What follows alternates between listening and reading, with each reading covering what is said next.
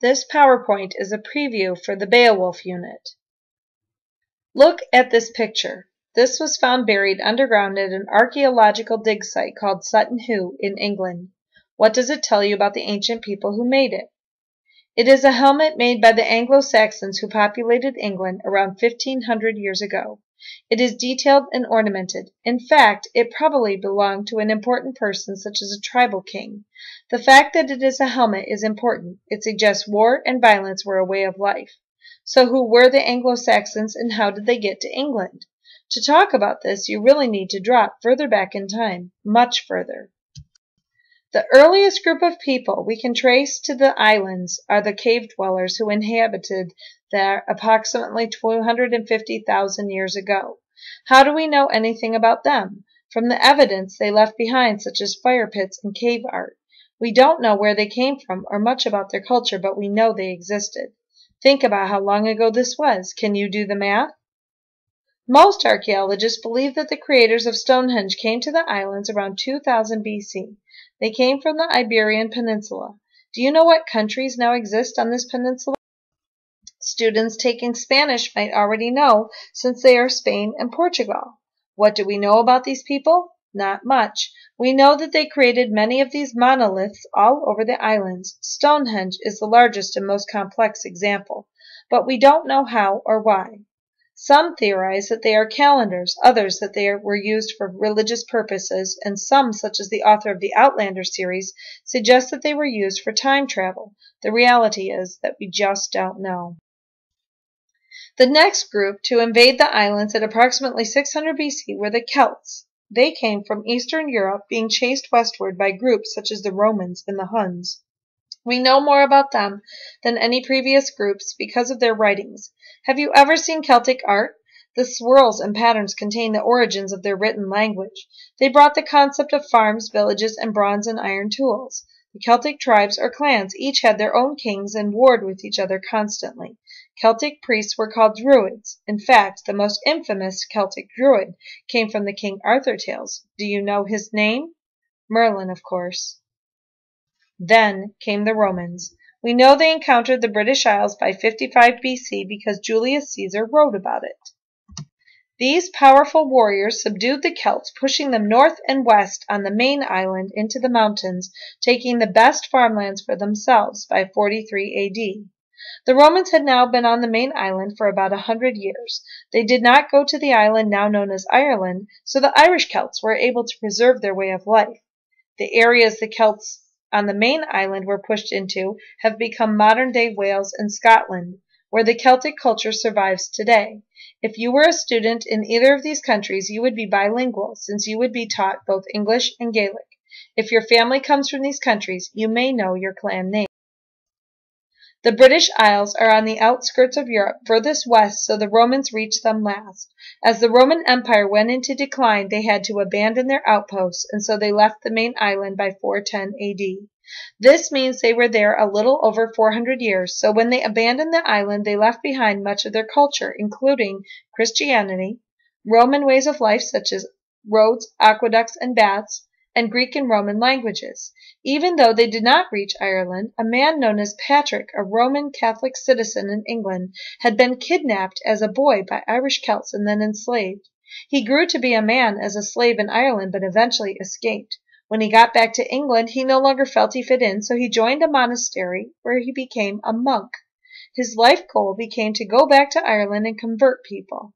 He eventually succeeded in this goal by using the clover to explain the Trinity and allowing druids to become priests, including women.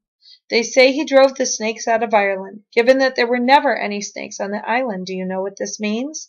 Today, Ireland is one of the most Catholic countries on the planet, so I guess you could say that the Romans reached Ireland after all. After the Romans left the main island, the Celts moved back down into the best farm country, now mixing their culture with that of the Romans, but they just couldn't catch a break. A new group of people came from the west, a Germanic group called the Anglo-Saxons. The three groups that invaded the main island from this group were the Angles, the Saxons, and the Utes. The J sounds like a Y. They came onto the main island, discovered the awesome farmland, and pushed the Celts back up into the mountains, this time for good. Because they took over villages, their culture began to mix with that of the Celts and the Romans. In fact, this is how we get the name England. Take Angle, add Angleland, and now meld it and it becomes England. So what did they bring to the party? Anglo-Saxons, much like the Celts, were tribal and warlike. Each village had its own king. Each king had men who were loyal to him and provided him with a military. These men were called thanes. In this culture, loyalty between thanes and king were the core of their government. The thanes fought for their king, and the king shared the wealth with them. Anglo-Saxons were fighters, but they were also farmers and fishermen. In times of peace, the villagers would gather in the social center of the town called the mead hall. Mead is a wine made of fermented honey. And before you get too judgmental of their extracurricular activities, remember that water had the potential to kill off whole villages because of bacteria, so all members of the group would drink alcohol, which was considered safe. When gathering in the mead hall, they enjoyed entertainment, so they would hire singing poets called shopes. The SC sounds like SH. These shopes were basically traveling minstrels, except that they would memorize stories through song that were very long, so they would sing the narrative poem and might take a couple weeks to do so. Then the shope would move on to the next village and do it all over again. How do we know so much about them? Not only did they have their writings, they were being converted to Christianity by literate monks left behind in the monasteries, but they had a tradition of burying their kings and heroes in large barrows or burial mounds. Sometimes they might bury a king in his boat by sending it out to sea and lighting it on fire, but other times the boats managed to end up underground where modern-day farmers find them. The largest site of one of these burials is at a site called Sutton Hoo. If you look carefully, you can see the ribs from the boat. The farmer who dug up the barrow and found the boat also found the treasure inside. This king must have been very powerful. Inside were helmets, such as the one at the front of this PowerPoint, bracelets, cups, gold jewelry, and can you tell what the picture is on the right? It's an ornamented drinking horn. Yes, the farmer who found the treasure hit the mother lode, but he enjoyed many of the riches while sharing the treasure with museums. Sutton Hoo offers us great insight into Anglo-Saxon culture and life. While the Anglo-Saxons enjoyed their prosperity for 300 to 400 years, they were not safe. A horde of warring Vikings were coming from the east. The first 3 ships from Denmark arrived in 787 AD. They discovered the riches that could be found in Anglo-Saxon villages and became intrigued. If you know anything about Vikings, you know they plundered, enslaved, and took their goodies back home.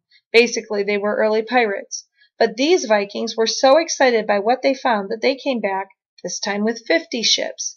And when these ships left, taking their riches with them, the Vikings decided that maybe they'd like to come to stay, so they came back with 300 ships. They even made it all the way over to the island we now call Ireland, and they came to stay.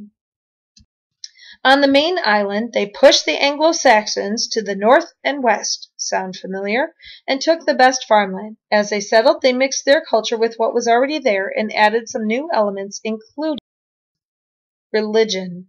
In the Viking religion, if you died, you wanted to go to Valhalla. The only way into Valhalla was through dying in battle, so that meant no girls and lots of war. In fact, if your king was about to die and he was not in a battle, you might go to the next village over, knock on the door, explain that you needed to have your dying king die in battle, and they would accommodate.